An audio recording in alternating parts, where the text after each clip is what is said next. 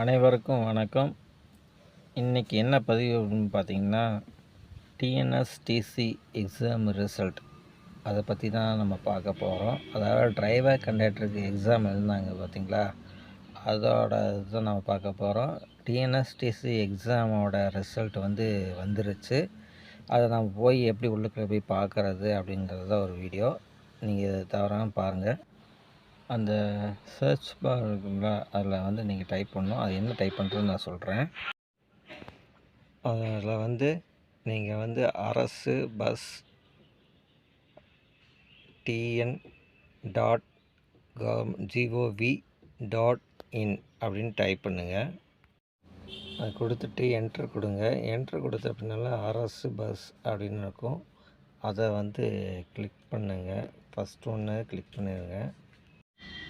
உள்ளுக்குள்ளே வந்த பின்னால் இப்படியே இருக்கும். அதுக்கப்புறம் பார்த்தீங்கன்னா ஃபைனல் ஆன்சர் கீன்னு ஒன்று காட்டுது பார்த்தீங்களா, அது அப்படி இல்லை அப்படின்னா answer key for the driver கண்டக்டர்னு இருக்குது பார்த்தீங்கன்னா, ரெண்டில் ஏதாவது ஒன்று கிளிக் பண்ணிடுங்க. கிளிக் பண்ண பின்னால் உங்களுக்கு இந்த மாதிரி தான் வரும். டு செக் யுவர் ரிசல்ட் அப்படின்னு காட்டுது. இப்போ பாருங்கள், ரிசல்ட் வந்துடுச்சு. கிளிக் ஹியர் அப்படிங்கிறது, அதை கிளிக் பண்ணுங்கள். கிளிக் பண்ண பின்னால் இப்படி தான் காட்டும். ஐஆர்டி லாகின் அப்படின்னு காட்டுது பார்த்தீங்களா, அது கீழே பார்த்தீங்கன்னா ரிஜிஸ்டர் நம்பர் இல்லைன்னா அப்ளிகேஷன் நம்பர் ரெண்டில் ஏதோ ஒன்று தான் கொடுக்கணும். அது கீழே உங்களோட டேட் ஆஃப் பர்த் கொடுத்துருங்க.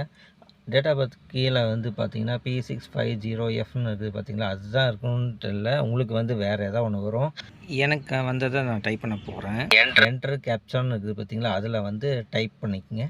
டைப் பண்ண பின்னால் ஃபுல்லாக முடித்த பின்னால் லாகின் அப்படின்னு கொடுத்துப்பாங்க. கொடுத்தீங்கன்னா உங்களோட ரிசல்ட் அதில் வந்துடும். அதாவது டிஎன்எஸ்டிசி டிரைவர் கண்டக்டருக்கு எக்ஸாம் எழுதுனவங்க பாருங்கள், ரிசல்ட் வந்துருச்சு. இந்த வீடியோ பார்த்தவங்க தெரியாதவங்களுக்கு சொல்லிடுங்க.